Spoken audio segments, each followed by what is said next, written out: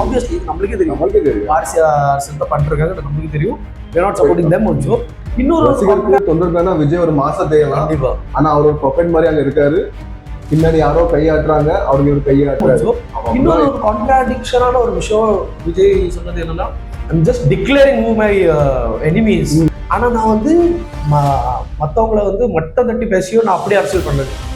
ஆனா அதுதான் பண்ணிருக்காங்க. இது ரொம்ப கான்ட்ராடிக்ஷனா இருக்கு.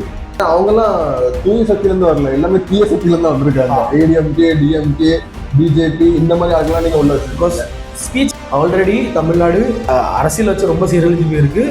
விஜய் வந்து எனக்கு தெரிஞ்சு இன்னுமே சீரழியும் தோணுது. பிகாஸ் ஆஃப் த அந்த அட்மினிஸ்ட்ரேஷன் சரியா இருக்கிறது தான் தோணுது. ஒரு செல்லுக்குள்ள நீங்க இல்லை, அது தாண்டி வெளியே வந்து அவ்வளோ ஃபைட்டு ஆக்ஷன் எல்லாமே பண்றீங்க. அதே மாதிரி தான் அரசியல்.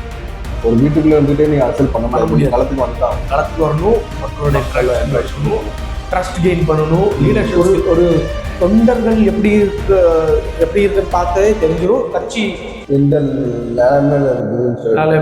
கலை மனிதனாக பிறந்த ஒவ்வொருவனும் அள்ளி அள்ளி பருக வேண்டிய அமிர்தமடாது.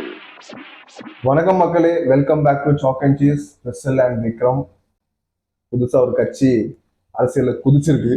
அந்த கட்சியை பத்தி பேச போறோம். எந்த கட்சின்னு உங்களுக்கே தெரியும், கண்டுபிடிச்சிருக்கீங்க. STVK.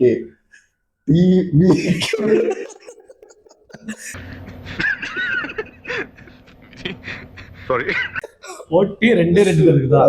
ஒன்னு டிவிக்கே, ரெண்டு டிஎம்கே அப்படின்னு ஒருத்தர் சொல்லிட்டு டிவிக்கே பத்தி பேசுறதுக்கு நிறைய விஷயம் இருக்குது.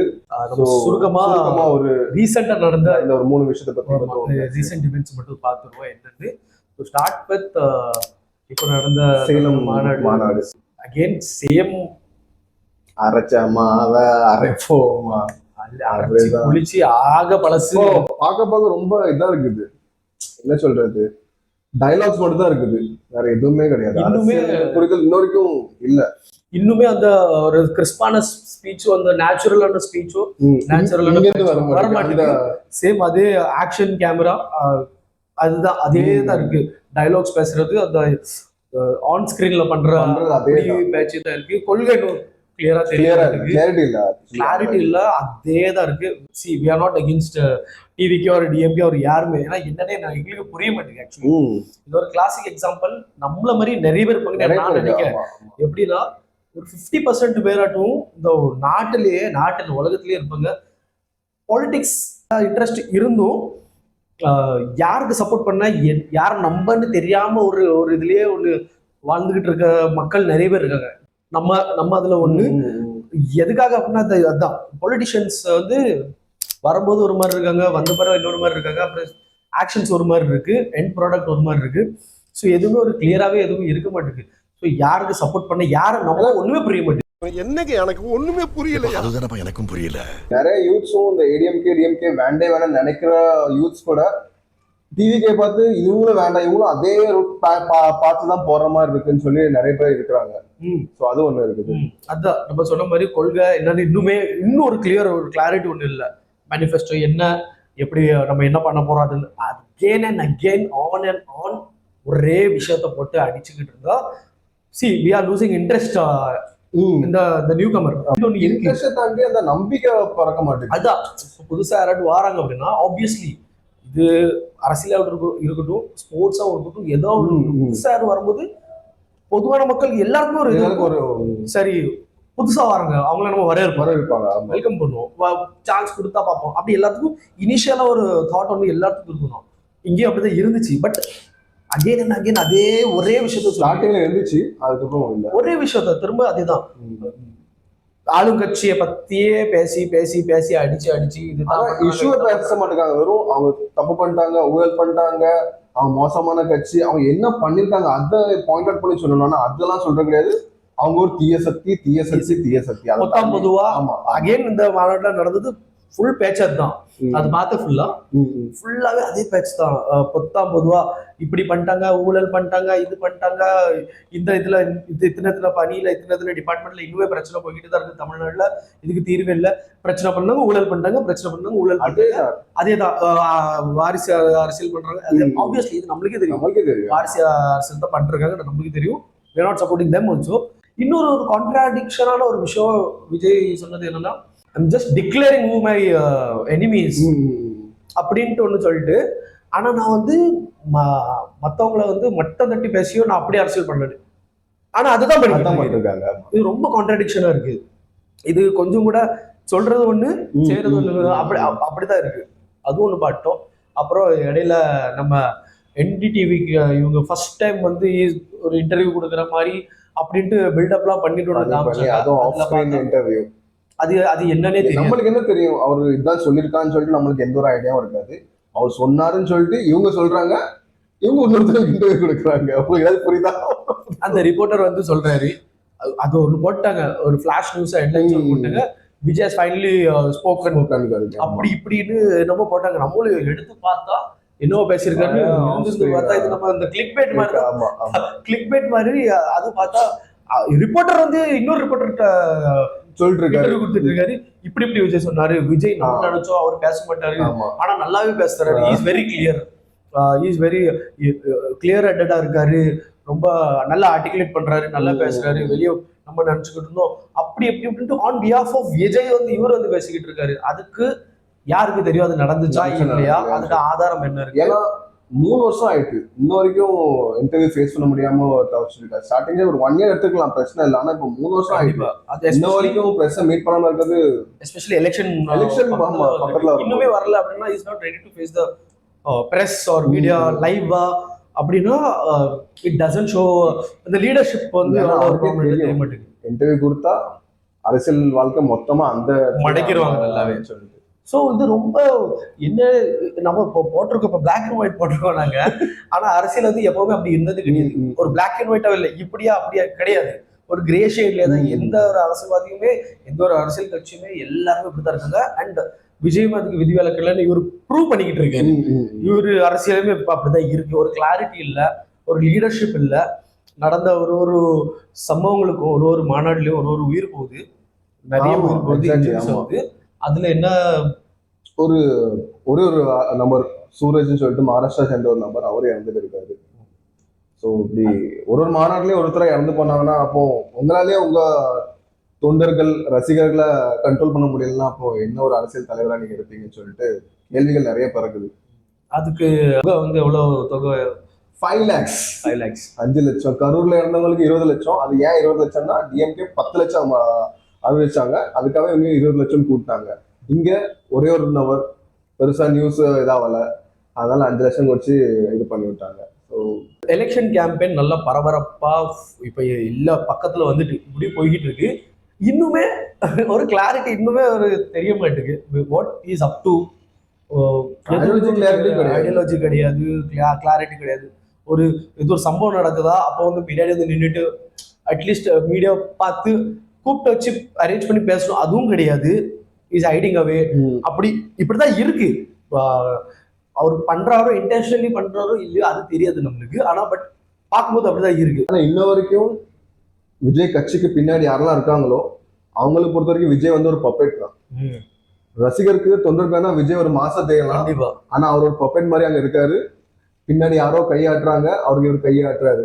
அப்படிதான் இப்போதைக்கு நாங்க பார்த்து நம்மளுக்கு புரியுது. இன்னொரு ஆக்சுவலி என்ன பயம், மெயின் பயமே என்ன அப்படின்னா,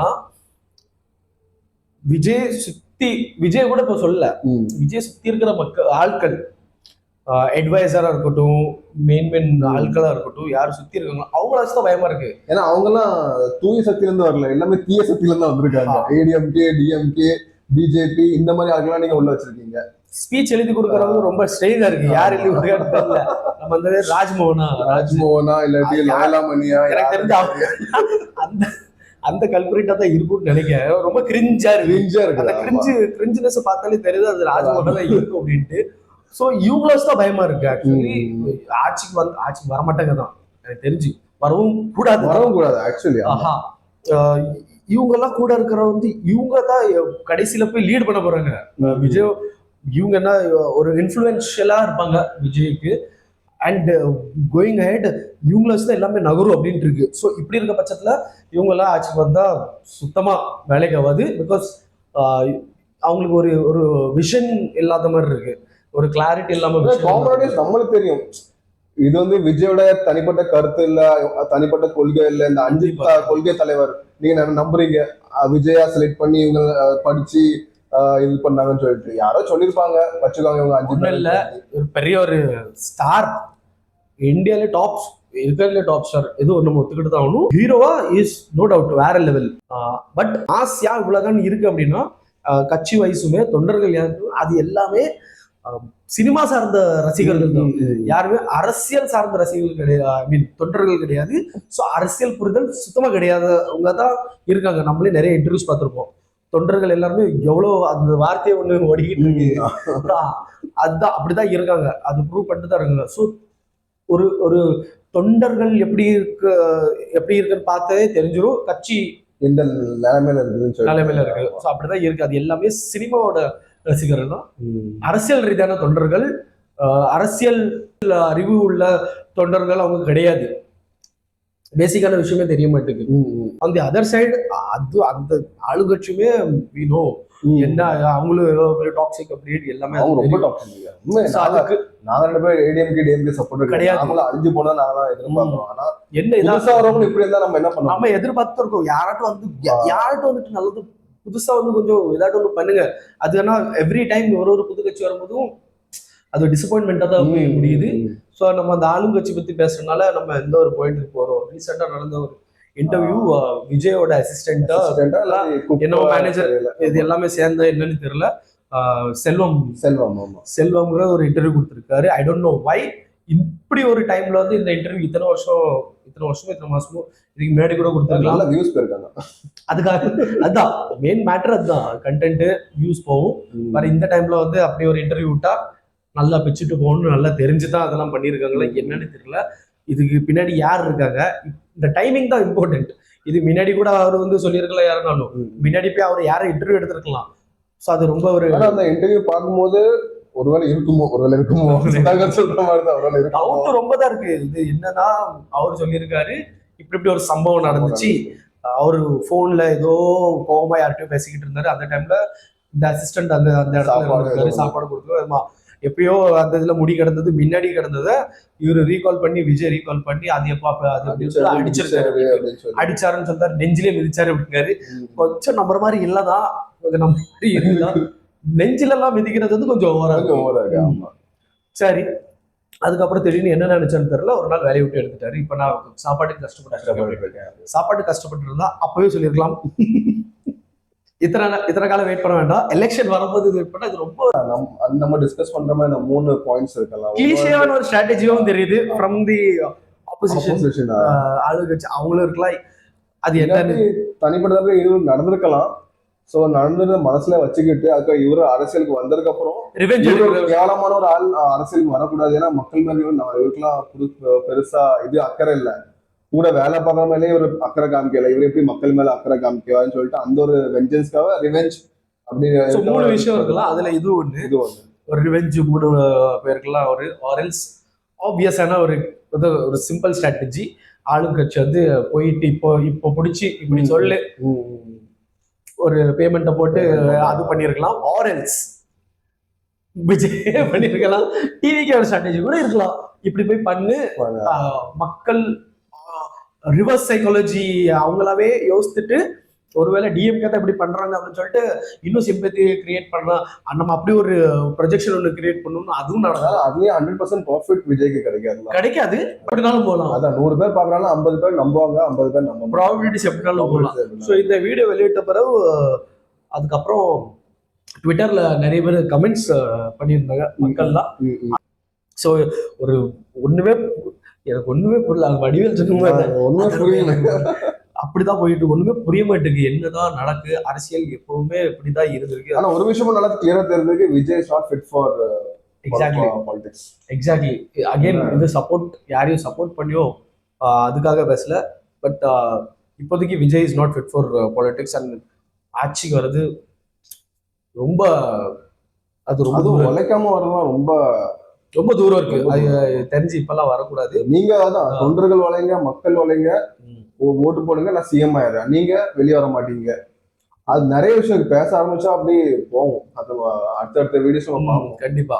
but for now is not fit for okay let him learn.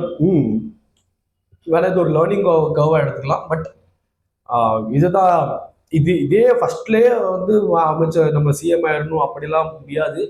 ஐ மீன் ஆகக்கூடாது. பிகாஸ் ஆல்ரெடி தமிழ்நாடு அரசியல் வச்சு ரொம்ப சீரழிஞ்சு போயிருக்கு. விஜய் வந்து எனக்கு தெரிஞ்சு இன்னுமே சீரழியும் தோணுது. பிகாஸ் ஆஃப் அந்த அட்மினிஸ்ட்ரேஷன் சரியா இருக்காதுன்னு தான் தோணுது. ஏன்னா சினிமால நீங்க எஃபர்ட் எடுக்கீங்க, ஒரு ஷெல்லுக்குள்ள நீங்க இல்ல, அது தாண்டி வெளியே வந்து அவ்வளோ ஃபைட்டு ஆக்ஷன் எல்லாமே பண்றீங்க. அதே மாதிரி தான் அரசியல். ஒரு வீட்டுக்குள்ள இருந்துட்டே நீங்க அரசியல் பண்ண முடியாது. களத்துக்கு வந்துதான் களத்துக்கு வரணும், மக்களோட இன்டராக்ஷன் இருக்கணும், ட்ரஸ்ட் கெயின் பண்ணணும், லீடர்ஷிப் ஸ்கில்ஸ் காட்டணும். Should be an example. நிறைய விஷயம் இருக்கு. இதுல இருந்து எந்த பாக்ஸுமே டிக் ஆகல. ஸோ இப்போதைக்கு ஸோ நம்ம நெக்ஸ்ட் இதோட இந்த வீடியோ இதோட முடிச்சுக்கணும். நெக்ஸ்ட் இன்னொரு வீடியோல திரும்பவும் சந்திப்போம். By from Vikram.